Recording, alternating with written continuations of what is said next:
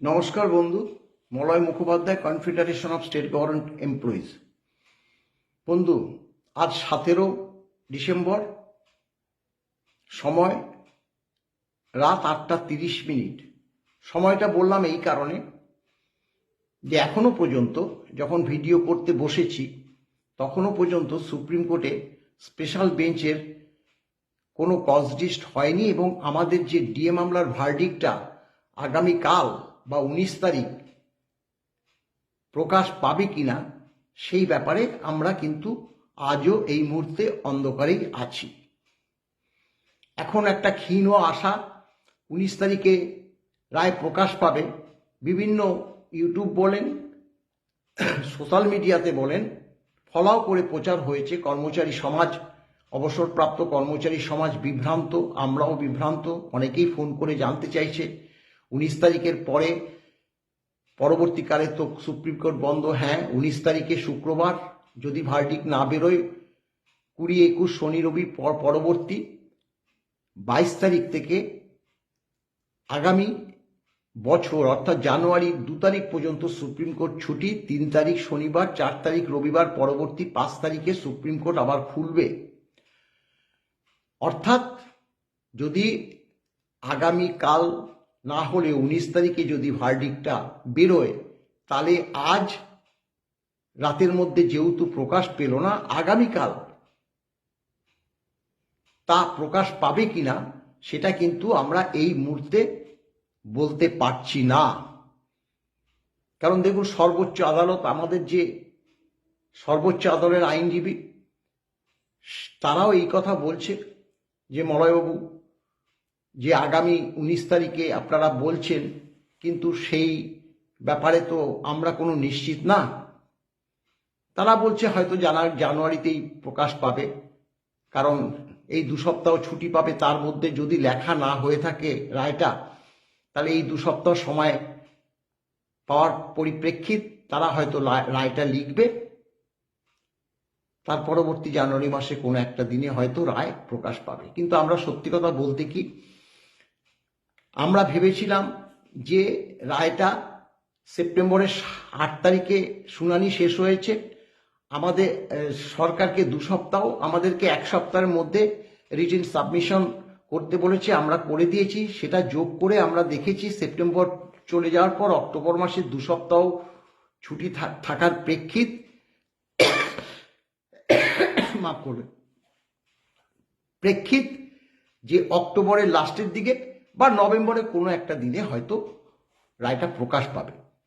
কেন সেটা আশা করেছিলাম সেটাও তো আমরা বলেছি যে সেটা আশা করার একটা কারণ আছে, যেটা হচ্ছে গত 16 মে 2025 সুপ্রিম কোর্টের মাননীয় সঞ্জয় কারোলের বেঞ্চ সরকারকে নির্দেশ দিয়েছিলেন ডিএ মামলা যে বহু সময় অতিবাহিত হয়েছে, অতএব আগে আপনারা 50%, যেটা পরবর্তীকালে 25%, মানে সেটাকে নামিয়ে আনে সরকারের কথা মতো, সেটা আগে মিটিয়ে দিন 6 সপ্তাহের মধ্যে, তারপরে আমরা আপনাদের কথা শুনব। অর্থাৎ ডিএ মামলা যে দেরি হয়েছে সর্বোচ্চ আদালতও জানে। তাই আমরাও ভেবেছিলাম যে শুনানি শেষ হয়ে যাওয়ার পরে নিশ্চয়ই ডিএ মামলাটি অন্তত 1 মাস পরবর্তী বা 1.25 মাসের মধ্যে মামলাটির রায় প্রকাশ পাবে।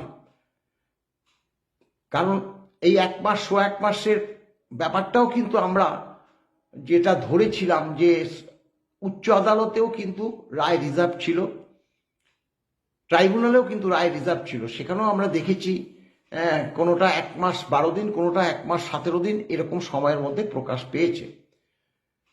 তাই আমরা আশা করেছিলাম যে নভেম্বরের লাস্ট উইকে বা ডিসেম্বরের ফার্স্ট উইকে রায়টা প্রকাশ পাবে। ফার্স্ট উইক চলে যাওয়ার পর সেকেন্ড উইকও চলে যাওয়ার পর 19 তারিখে আমাদের একটা ক্ষীণ আশা এখনো পর্যন্ত আছে বলবো, কিন্তু ক্ষীণ আশার কথাই বলছি। আর না হলে কিন্তু আমাদের ওই যে জানুয়ারি অর্থাৎ 26 আগামী বছর জানুয়ারি মাসের আবার 5 তারিখ পরবর্তী আমাদের ওই সুপ্রিম কোর্টের যে ওয়েবসাইট রোজ আমাদের দেখতে হবে কারণ না দেখলে কিন্তু আমরা কোনো খবর পাবো না। সর্বোচ্চ আদালত আগে থেকে কোনো মতেই প্রকাশ পাবে না, প্রকাশ পাবে তখনই যখন তারা ওয়েবসাইটে দেবে। অতএব দেখুন, আমাদের দায়িত্ব সর্বাধিক। আমরা কিন্তু যখনই কোনো খবর পাবো আমরাই কিন্তু আগে আপনাদেরকে জানাবো।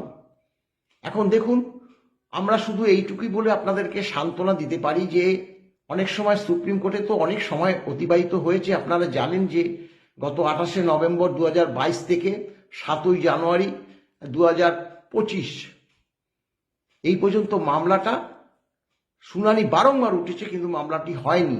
তারপরে 7ই জানুয়ারি পরবর্তী 25শে মার্চ একটা লং টাইম দিয়েছিল মাননীয় ঋষিকেশ রায়ের বেঞ্চ। আমরা কিন্তু সেটাও উতরিয়ে এসে তারপরে যে মাননীয় সঞ্জয় কারোলের বেঞ্চ, সেখানে থেকে আজকে 10টা শুনানি, তার মধ্যে 2টো 3 জাজেস বেঞ্চ হয়েছিল, তার জন্য মামলা হয়নি। একটা মামলা যেহেতু আমাদেরটা যে পার্ট হারে চলে এসছে, যেহেতু মাননীয় সঞ্জয় কারোলের সঙ্গে পিকে মিশ্রের বেঞ্চ আমাদের ম্যারাথন শুনানিগুলো করেছিল, তার পরবর্তীকালে একটা মামলা আবার সঞ্জীব মেহতা, মাননীয় বিচারপতি সঞ্জীব মেহতার সঙ্গে মাননীয় সঞ্জয় কারোল পড়েছিল, সেই দিনও হয়নি। গোটা 3-4 মামলা হয়নি, কিন্তু আমরা উপস্থিত ছিলাম। তাই খুব অল্প সময়ের মধ্যেই কিন্তু শুনানিটা শেষ হয়েছে বলেই আমরা মনে করি। তাই আমাদের এখনো আশা যে 19 তারিখ হলেও হতে পারে। 100% আমরা নিশ্চিত না। যদি হয়, আজকে এখনো পর্যন্ত যখন হয়নি, এটা ধরুন আরো 10-15 মিনিট পরে আমি আপনাদেরকে এটা পোস্ট করব। তাই স্বাভাবিকভাবে আর একটু সময় পরে এর মধ্যে যদি কিছু একটা রিপোর্ট পাই, তাহলে তো এই ভিডিওর কোনো মূল্য থাকবে না। তাই আর বিশেষ কি বলার আছে জানি না। তাই এখানেই আমি আমার বক্তব্য শেষ করলাম। ভালো থাকবেন। নমস্কার।